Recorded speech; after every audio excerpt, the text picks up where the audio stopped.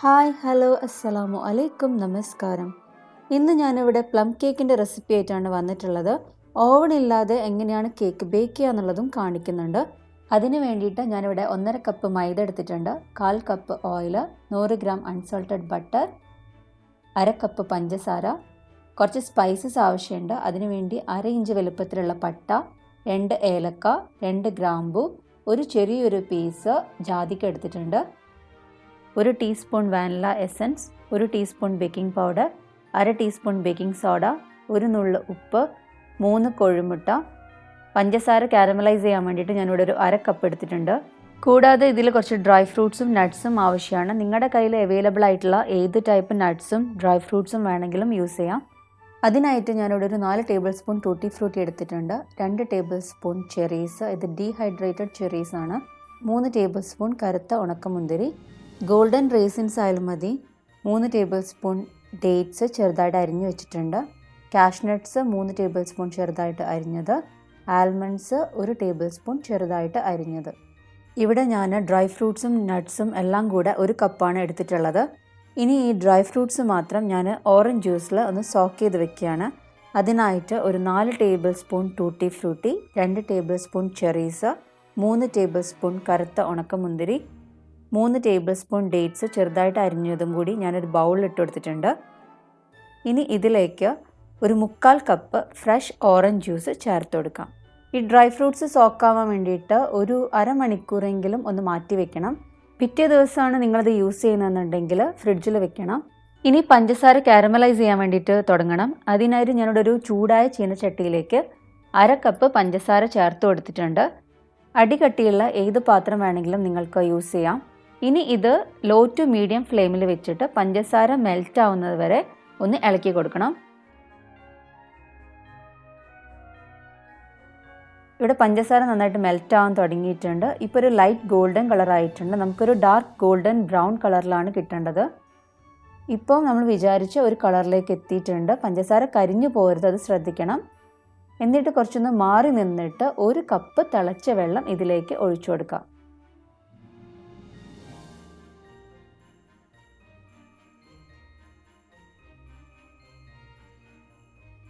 ഇനി ഇത് കുറച്ച് നേരം ഒന്ന് വറ്റിച്ചെടുക്കണം. എന്നിട്ട് 1/2 കപ്പാക്കിയിട്ട് മാറ്റണം.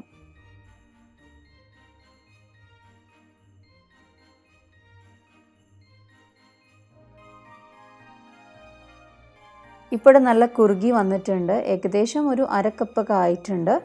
ഇത് തണുത്ത് കഴിയുമ്പോഴേക്കും കുറച്ചും കൂടി ഒന്ന് തിക്കാവും. അതുകൊണ്ട് ഈ ഒരു സ്റ്റേജിൽ തന്നെ ഫ്ലെയിം ഓഫ് ആക്കാം. എന്നിട്ടൊന്ന് മാറ്റി വയ്ക്കാം. ഇനി ഡ്രൈ ഇൻഗ്രീഡിയൻസ് ഒന്ന് തരിച്ചെടുക്കണം.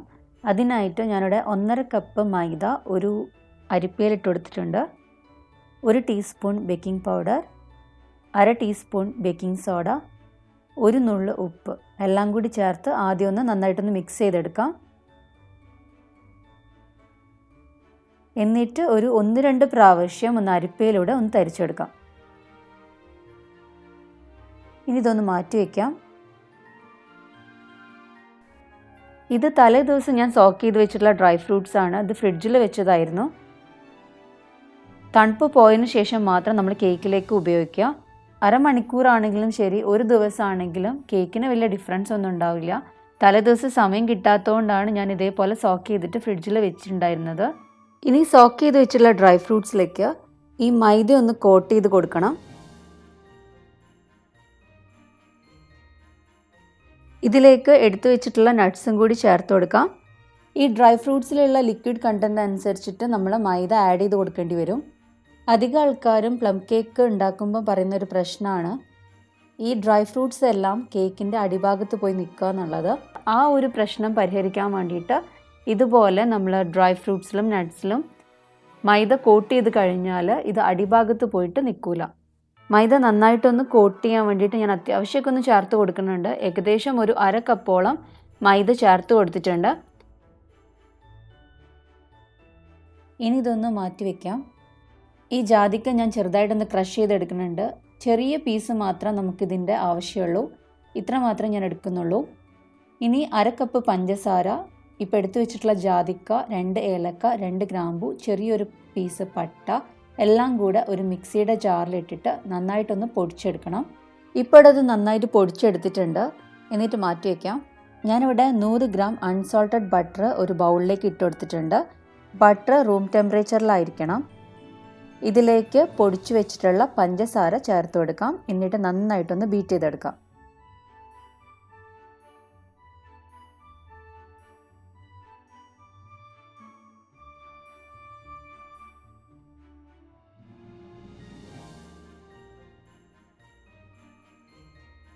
ഇപ്പോൾ നല്ലൊരു ക്രീമി ടെക്സ്ചറിൽ കിട്ടിയിട്ടുണ്ട്. ഇതിലേക്ക് എടുത്തു വെച്ചിട്ടുള്ള കോഴിമുട്ടയിൽ നിന്നും ഓരോന്നായിട്ട് ചേർത്ത് കൊടുക്കാം. ഞാനിവിടെ ടോട്ടൽ ഒരു 3 കോഴിമുട്ടയാണ് എടുത്തിട്ടുള്ളത്. ഓരോന്നും ആഡ് ചെയ്തതിന് ശേഷം നന്നായിട്ടൊന്ന് ബീറ്റ് ചെയ്തെടുക്കണം.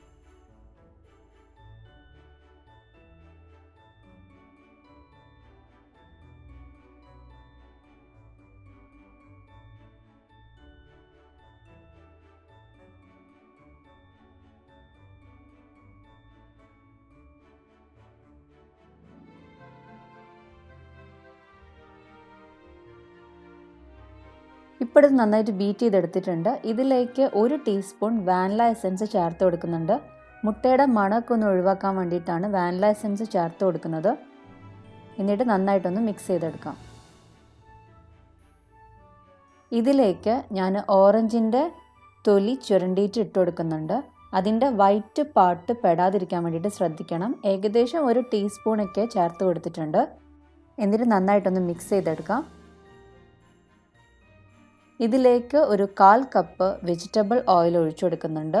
നമ്മൾ കോക്കനട്ട് ഓയിലൊന്നും ഒഴിച്ചു കൊടുക്കരുത്. സൺഫ്ലവർ ഓയിലോ അല്ലെങ്കിൽ കോൺ ഓയിലോ അതുപോലെയുള്ള അധികം സ്മെല്ലില്ലാത്ത ഓയിലാണ് ചേർത്ത് കൊടുക്കേണ്ടത്. ഇതിലേക്ക് മൈദയുടെ മിക്സ് ചേർത്ത് കൊടുക്കാം.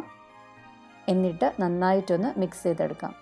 ഇത് മൈദ മിക്സ് ചെയ്യുന്ന സമയത്ത് ഞാൻ ലോ സ്പീഡിലിട്ടിട്ടാണ് മിക്സ് ചെയ്തെടുക്കുന്നത്. ഈ സമയത്ത് ബീറ്റർ യൂസ് ചെയ്യേണ്ട ആവശ്യമൊന്നുമില്ല. ഒരു സ്പാറ്റില യൂസ് ചെയ്തിട്ട് മിക്സ് ചെയ്ത് കൊടുത്താൽ മതി. ഇതിലേക്ക് നമ്മൾ മാറ്റി വെച്ചിരുന്ന ഓറഞ്ച് ജ്യൂസ് ചേർത്ത് കൊടുക്കാം. എന്നിട്ട് നന്നായിട്ടൊന്ന് മിക്സ് ചെയ്തെടുക്കാം.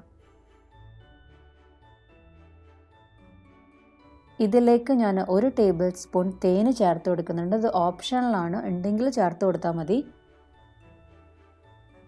എന്നിട്ട് നന്നായിട്ടൊന്ന് മിക്സ് ചെയ്തെടുക്കാം.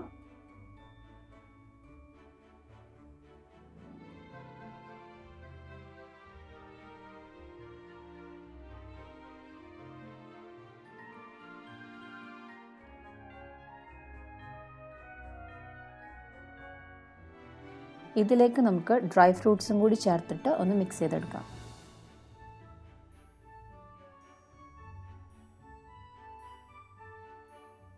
നമ്മൾ നേരത്തെ പ്രിപ്പയർ ചെയ്ത് വെച്ചിട്ടുണ്ടായിരുന്ന കാരമൽ സോസ് ഇതിലേക്ക് ഒഴിച്ചിട്ട് ഒന്ന് യോജിപ്പിച്ചെടുക്കണം. കാരമൽ സോസ് കട്ടിയായി പോയിട്ടുണ്ടെങ്കിൽ അല്പം ചൂടുവെള്ളം ഒഴിച്ചിട്ട് ഒന്ന് മിക്സ് ചെയ്ത് കൊടുത്താൽ മതിയാവും.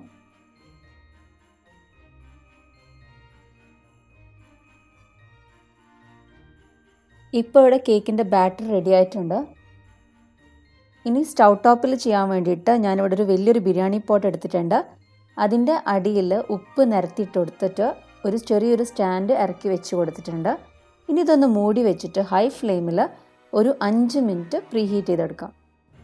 ഇവിടെ ഞാൻ കേക്ക് ടിന്നിൽ ഓയിൽ തടവി കൊടുത്തിട്ടുണ്ട്. അടിഭാഗത്തായിട്ട് 2 ബട്ടർ പേപ്പർ വെച്ച് കൊടുത്തിട്ടുണ്ട്. ഇത് കുറച്ച് കൂടുതൽ ടൈം എടുത്തിട്ട് കുക്കാവുന്ന കേക്ക് ആയതുകൊണ്ട് അടി കരിഞ്ഞു പോകാതിരിക്കാനാണ് ഞാൻ 2 ബട്ടർ പേപ്പർ അടിയിൽ വെച്ച് കൊടുത്തിട്ടുള്ളത്.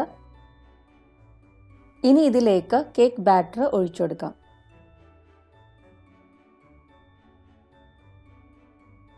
ഇതിലുള്ള എയർ ബബിൾസ് കളയാൻ വേണ്ടിയിട്ട് ജസ്റ്റ് ഒന്ന് ടാപ്പ് ചെയ്ത് കൊടുക്കണം.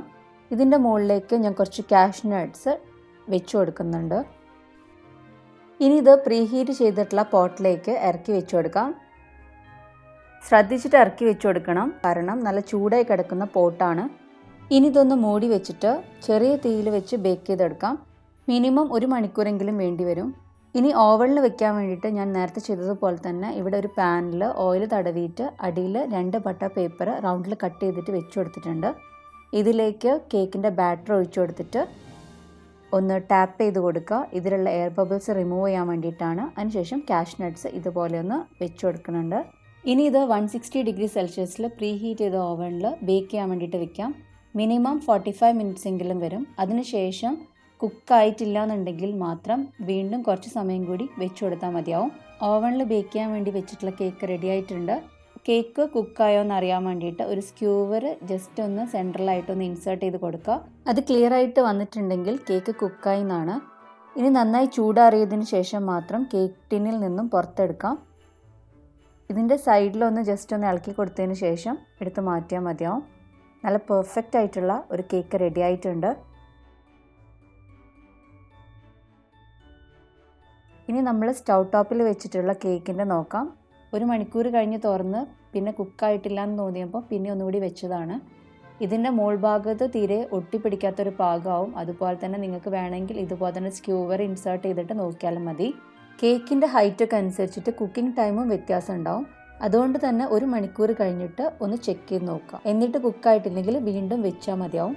നന്നായി ചൂടാറിയതിന് ശേഷം മാത്രം പാനിൽ നിന്നും എടുത്ത് മാറ്റാം. ഈ അടിഭാഗത്തുള്ള ബട്ടർ പേപ്പർ ഒന്ന് റിമൂവ് ചെയ്യാം. ഈ കേക്ക് നമ്മൾ ഉണ്ടാക്കിയ ദിവസം തന്നെ കഴിക്കരുത്.